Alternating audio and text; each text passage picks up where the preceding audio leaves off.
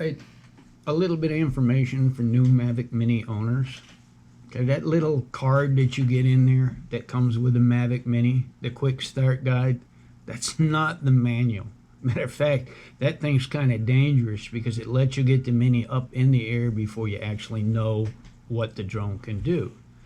Once you've loaded your DJI Fly app on the phone, which you also need to initially start your drone, okay, once you have the flight app loaded, before you turn the drone on, click on your app.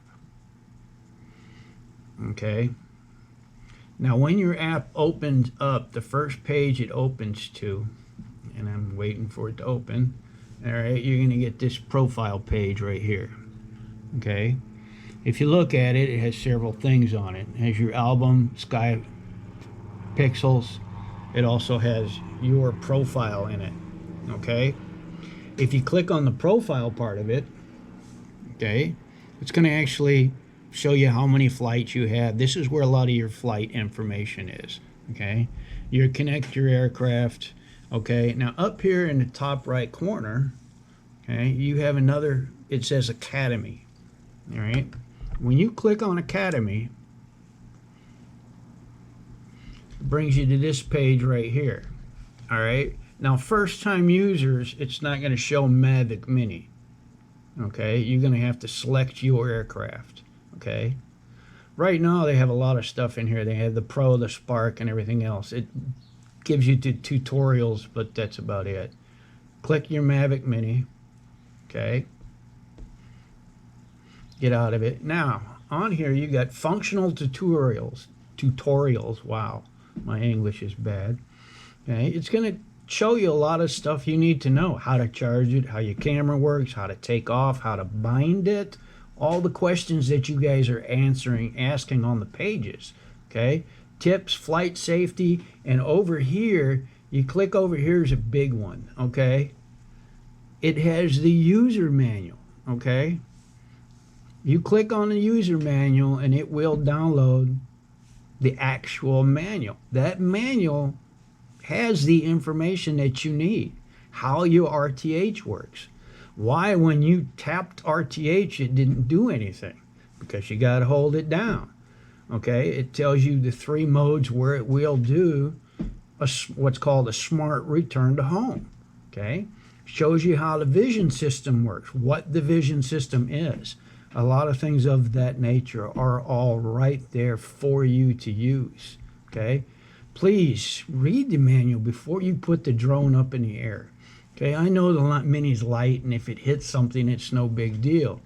You fly a Pro or an Air or get into a bigger drone, you don't bother to read the manual. You could drop it into somebody's car window or something like that.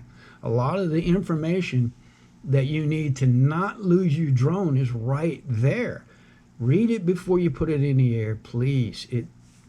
It'll save you a lot of money. Don't just say, well, I got, maybe you don't care.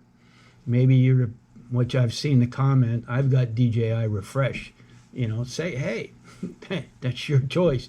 Me, I prefer not to waste my money. I'd rather learn how to fly it. But it's up to you. But the information is there.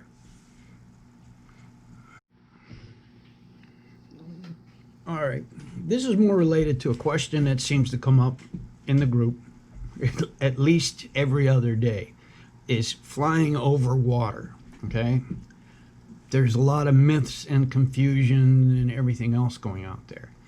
One thing to understand is, okay, at a lower altitude, to hold the drone in position, the Mini is relying on what they call a vision system.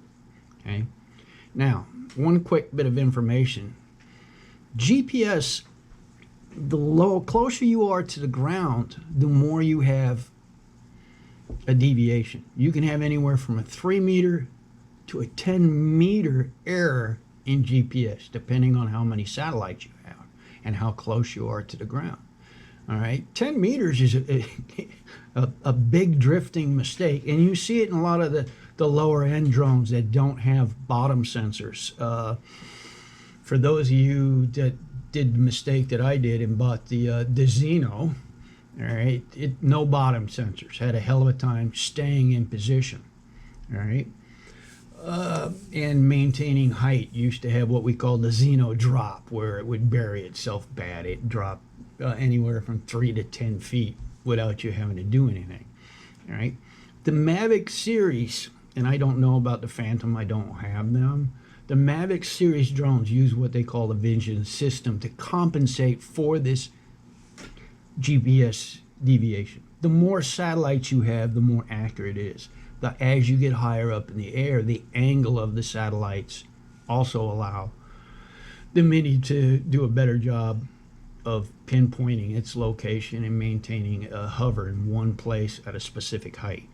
Now, what you have on here is you have a couple items. Okay, you have the two here, which are your IR sensors. They use an infrared light pulse. Okay, one is a transmitter, one is a receiver. It sends out a pulse, okay, off a reflective surface that has at least 20% refractivity. It'll bounce it back. Okay, the time it takes to bounce it back, whatever microseconds it is, the flight board uses that to computate how high the Mini is. Okay, now some of the things that can affect infrared light. Okay, an overly reflective surface, although won't affect it, what can happen is sunlight can overwhelm the IR signal. Okay, if you have an opaque surface, something that it can see through, okay, in very, very calm water, the Mini won't see the water surface. It'll see the bottom that's there. Okay, now water also slows down an IR signal. Okay, so the Mini thinks it's a lot higher than it is, and that's when you get that drop where it drops into the water. Okay, fog can affect it, other things like that, and it is a common occurrence on the Mini. Now, the other sensor that's here as part of your vision system is right here in the center. Okay, it's commonly known as what they call a pinhole camera, but just because of the tiny lens on it. Okay, some folks call it a flow sensor. Okay, it's just a little tiny camera, and it's just used to sense motion or change in contrast or color. Okay, this is what holds the Mini in position. It knows if it's moving or not. It uses that along with accelerometers to say, hey, I'm drifting about. Okay, it uses that little pinhole sensor in there. Now, combined together, that's your vision system. Now, your vision system, between roughly 1/2 meter to, or 3 feet, where it pops up to when you launch, 3 feet up to about 20 feet, 10 meters. Okay, this is the effective range of it, although the IR sensors and a little camera can see all the way up to 30 meters. Okay, the effective range is between 1/2 meter and 10 meters. Okay, or 3 feet to 20 feet is the effective range of your vision system. Things that can affect the vision system. Okay,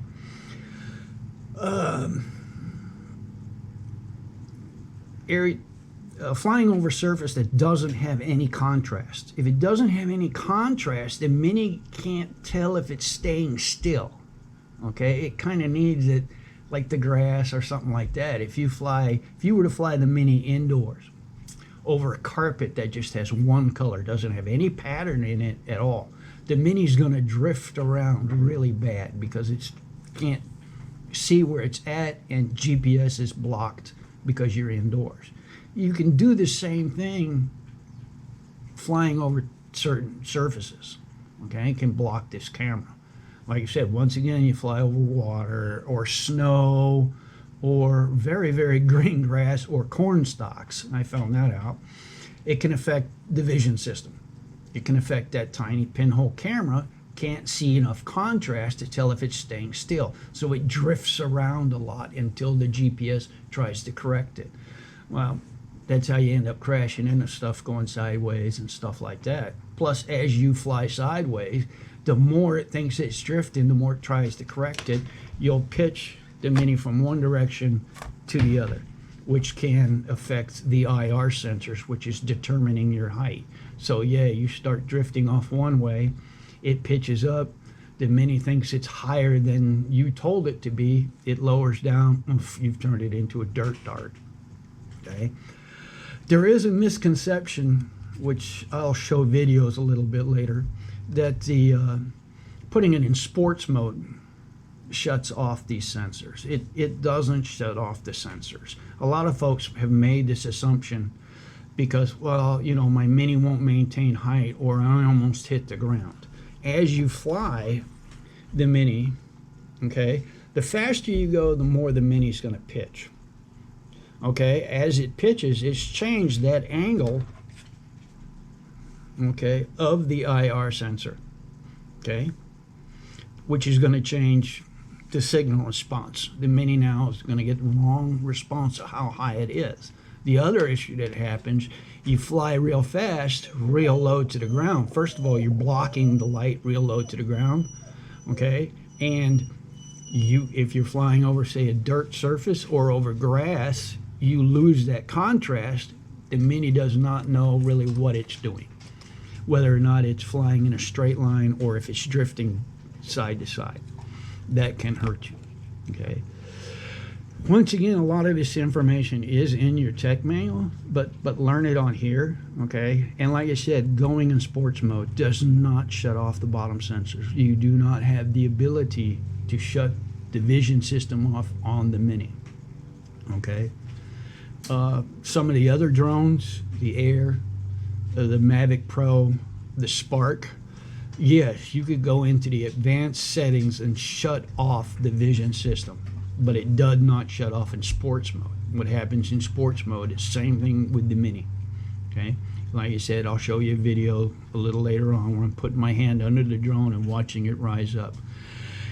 Unless you're used to flying old 3-axis quads, okay, or helicopters where you don't have GPS holding you a fixed position, don't start taping over the sensors. Or if you want to try it, go out in your yard where you get a lot of grass, tape the sensors over there. That way, if you do mess up, you didn't hit anything, and hopefully it bounces instead of breaks when it hits the ground.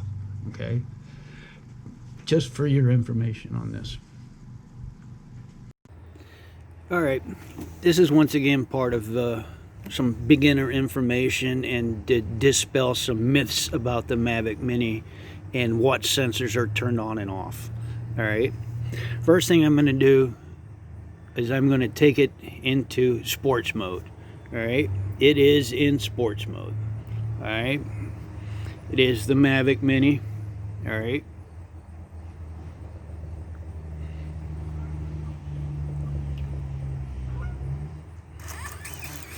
let the Mini take off. All right.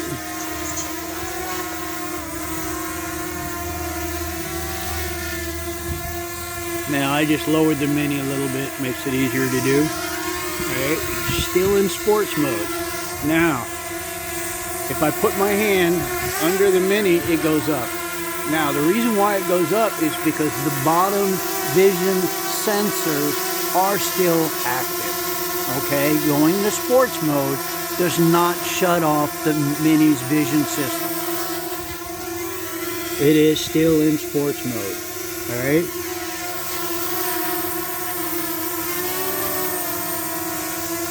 Lower it down again. All right. Once my hand goes under it, the Mini goes up. All right. The sensors do not shut off. Okay. Unfortunately, none of the Mavic series, when you go in sports mode, does it shut off the vision system. Okay?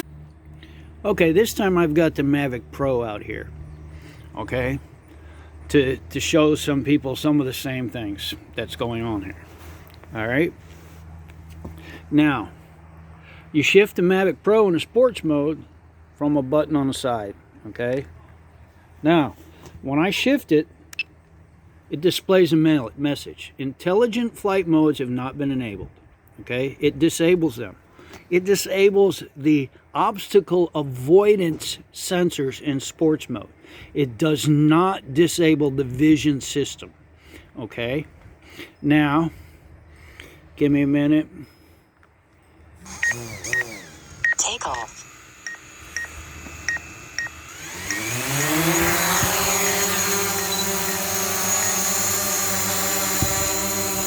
Now, Mavic is in the air. Okay? Once again, I put my hand under it. It goes up. I'm not touching the controller, and the switch position is still forward in sports mode. Okay?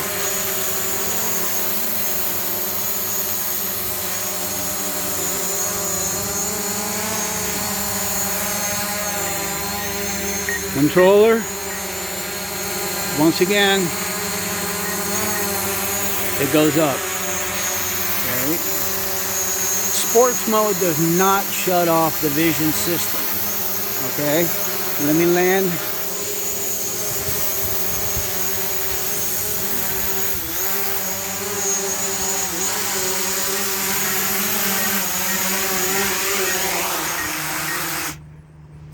Now, one thing that you can do in the Go app, all right, is when you go into your visual navigation settings, okay? Now, what you can do in advanced settings is you can turn off right here, downward vision positioning. It can be turned off in the Pro, the DJI Spark, and the Mavic Air. I don't know about the Air 2 or the other ones. I don't have them, so I can't prove it out. Now, like I said, when you just go into sports mode, and I'm still in sports mode, go back, it does not disable the sensors. Okay? Just for your information. Thank you.